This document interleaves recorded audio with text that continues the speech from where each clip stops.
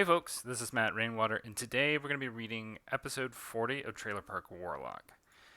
And picking back up from where we were last week, so we're coming back from Jake's flashback, his dream that he was having as a bobcat in a food coma, right? So let's get started. Let's pick up from where we were. Jake boy, wake up. So, presumably, we would think this is somebody pretty important to Jake's past. Possibly Graham? See Jake wake up. Trailer Park Warlock. Eggs over hash, sunny side up. Meow. So Jake has become aware of his fat bobcat self. The sun is coming in. He looks over at a reflection. Meow, meow. So, Jake is now fully conscious. Alright, so here we are. We've cut to presumably Darla and Bev, right? Because that looks like Bev's car. At this restaurant called Big Bros. This, by the way, is this exterior is based on a local restaurant. And the town where I live right now, Lake Charles, it's a place called KD's. This, however, the scene does not take place in Lake Charles.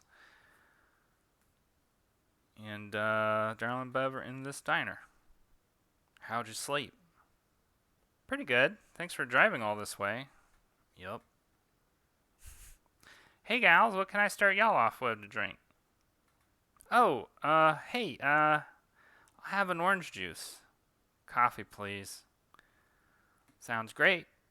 Just so you know, we still serve feeder specials until noon. Feeder?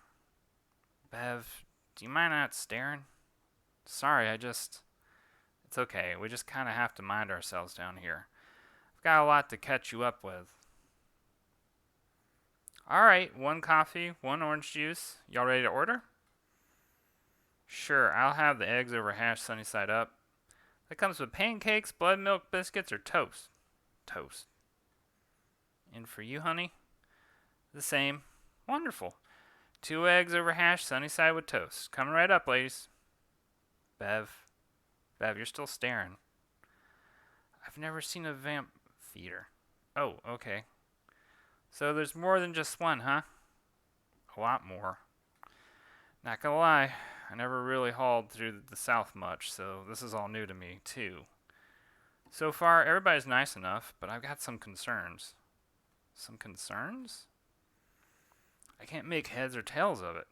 One person was telling me you gotta be part of a church to be a feeder. Another person told me that doesn't matter. And some of the churches are nice to daywalkers and some aren't. But if we're not careful, it could be a matter of life or death. I picked up this brochure when I stopped in Jennings. You should take a look through it. Thanks. I figured this might help familiarize you with the language people use around here. So, Darla's handing Bev a brochure for Louisiana. This is, as somebody who has lived in Louisiana majority of his life, this I would say is in many ways very indicative of what you would find on any Louisiana brochure. Alright, so people celebrating Mardi Gras, some kind of cookout situation, casino. Except for this part, daywalker. Permits needed for these areas, Baton Rouge, Shreveport, Hammond, Crowley. And daywalkers that will be us. According to the tracker, Jake's somewhere around Baton Rouge, which means we're heading straight for the unfriendly feeders. Hey gals, I got some eggs over hash for y'all. Need a refill on coffee, hon? Thank you, ma'am.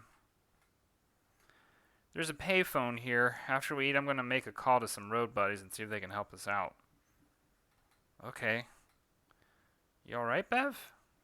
I gotta say, this caught my eyes. I actually am fairly happy with the way I drew these eggs over hash. Anyway, back to where we were. You alright, Bev? Yeah, it's just, for some reason, I thought this wasn't going to be so complicated. We just find Jake and head back home. Well, heh, that's life, alright? Never know what you're gonna get. Just gotta roll the punches and all that. We'll be fine, right? Right, we'll be fine. We got this, Bev. So Bev is starting to feel the immensity of their project right now. I just hope Jake will be fine after all this is over. I'm worried he's gotten himself into something we can't get him out of. So back to Jake. Looking like a sad cat. Meow. Meow. Meow. To be continued.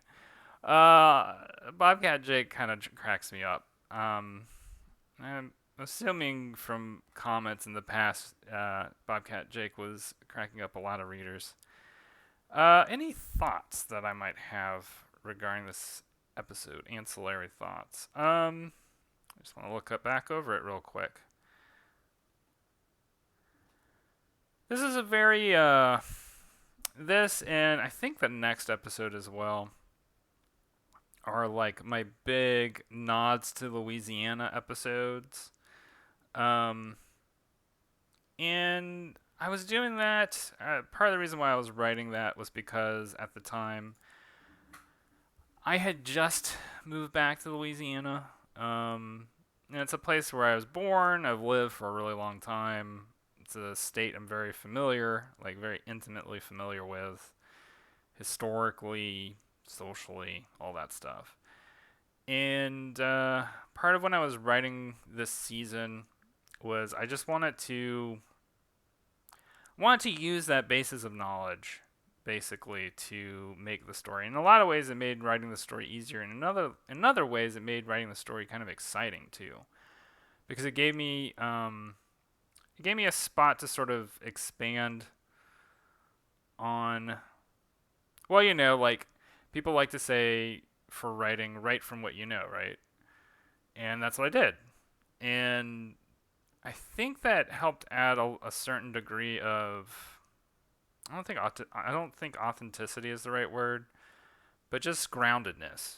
And even though like everybody in Louisiana in this universe is like a feeder or a vampire or whatever in Louisiana, I still basically was using that as an excuse to convey like the culture and the scene in Louisiana just through this sort of warped lens. And so, like I said, I think it pays off pretty well. For me, creatively, it's paid off plenty. I enjoy doing it. I enjoy making it like that. And I have to say, another big inspiration for this was at the time I was still reading through the book Jerusalem by Alan Moore, and it's a story that takes place entirely in Alan Moore's hometown, where he's lived pretty much all his life, in Northampton. And I could tell reading the book how personal the story was for him, and because it was so personal, I think it gave him a lot of confidence to sort of go into areas he wouldn't normally go into. Granted, this is Alan Moore. like, I'm an Alan Moore stan. So, anyway, he's somebody who doesn't necessarily need a lot of courage or encouraging to go, outside of the norm in terms of writing. But point being, it was definitely one of his most grounded stories, and it inspired me to do something similar. And in the future, I've been thinking about like, oh, I might want to do another story set more in the South, right? Like more in Louisiana or Texas, the Gulf Coast area, because it's an area in my life I'm very familiar with, and You know, I'm going to go off on a tangent, so excuse me if this runs too long for y'all, but there's so many stories that are written that take place in areas where people haven't lived their lives. So, like, Los Angeles is often a popular area. New York, those are the two big ones for American stories. And I think